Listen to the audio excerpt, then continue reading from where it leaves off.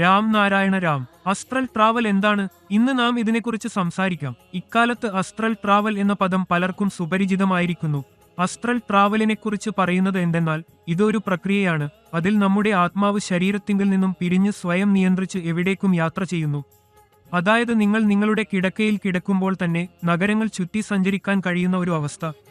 നിങ്ങൾക്ക് തോന്നാൻ ഇടയുള്ളതെന്തെന്നാൽ നിങ്ങൾ ഒരു സ്വപ്നം കാണുകയാണെന്നോ, പക്ഷേ അതിലൊന്നുമില്ല. കാരണം ഈ അനുഭവത്തിൽ നിങ്ങളുടെ ആത്മാവാണ് യഥാർത്ഥത്തിൽ സഞ്ചരിക്കുന്നത്. ഈ സമയത്ത് നിങ്ങൾക്ക് മുഴുവൻ ബോധം നിലനിൽക്കും.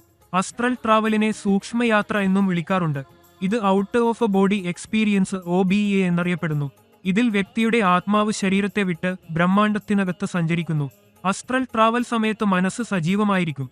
അതിനാൽ സൂക്ഷ്മ പ്രക്ഷേപണം എന്നറിയപ്പെടുന്ന ഈ അനുഭവം ആലോചനാപരവും തത്സമയം നിയന്ത്രിക്കാവുന്നതുമായ ഒരു ധ്യാനാനുഭവം കൂടിയാകുന്നു.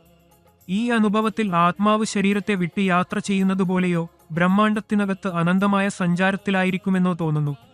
അതുകൊണ്ടുതന്നെ ഇതു ആത്മയാത്രയോ ആത്മാവിന്റെ പ്രക്ഷേപണമോ എന്ന് വിശേഷിപ്പിക്കാറുണ്ട്. സൂക്ഷ്മശരീരം അല്ലെങ്കിൽ ബ്രഹ്മാണ്ഡീയ ശരീരം ആത്മാവിന്റെ പ്രതിനിധിയാണ്. സ്വപ്നങ്ങളിലൂടെയോ ധ്യാനത്തിലൂടെയോ അത് ബ്രഹ്മാണ്ടം മുഴുവൻ അനുഭവിക്കുകയും അവിടെയുള്ള രഹസ്യങ്ങൾക്കായി സഞ്ചരിക്കുകയും ചെയ്യുന്നു.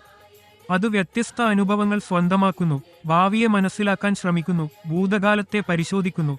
അതിനാലാണ് പ്രാചീനകാലത്തു മുതൽ മനുഷ്യർ സ്വപ്നങ്ങളെ ശ്രദ്ധിച്ച് അവയുടെ ദൈവീകതയെ വിലയിരുത്താൻ ശ്രമിച്ചിരുന്നത്. സ്വപ്നലോകത്തിന്റെ യാഥാർത്ഥ്യം മനസ്സിലാക്കിയാൽ മാത്രമേ നമ്മൾ ഈ ലോകത്തെ സങ്കടങ്ങൾക്കുള്ള പരിഹാരങ്ങൾ കണ്ടെത്താൻ കഴിയൂ.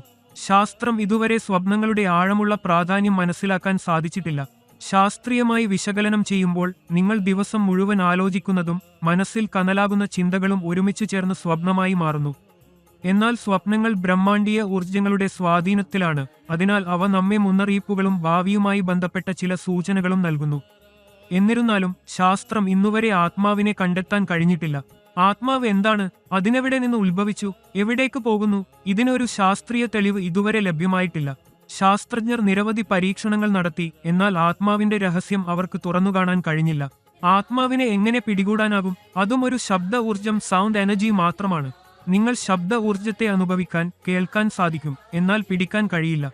ധ്യാനം, മെഡിറ്റേഷൻ എന്നതും ഒരു ശബ്ദ ഊർജം തന്നെ. ധ്യാനത്തെ നിങ്ങൾ കൈകൊണ്ട് പിടിക്കാനാകുമോ? ശബ്ദ ഊർജം നമ്മുടെ ഉള്ളിലുണ്ട്. ആത്മാവിന്റെ രഹസ്യവും ശബ്ദ ഊർജവും നിങ്ങളുടെ വിവേകവും ചൈതന്യവും these are encompassed in Ram Narayana Ram. ഈ ബീജമന്ത്രം നിങ്ങളുടെ ജീവിതത്തിന്റെ ഭാഗമാക്കി അതിന്റെ അത്ഭുതം കാണുക. നിങ്ങളുടെ മനസ്സിനെ ഉണർത്തുക, ആത്മീയ ഊർജം നേടുക. രാം നാരായണ രാം നിങ്ങളുടെ ഉള്ളിലുണ്ട്, അതിനെയോ നിരന്തരം ജപിക്കുക.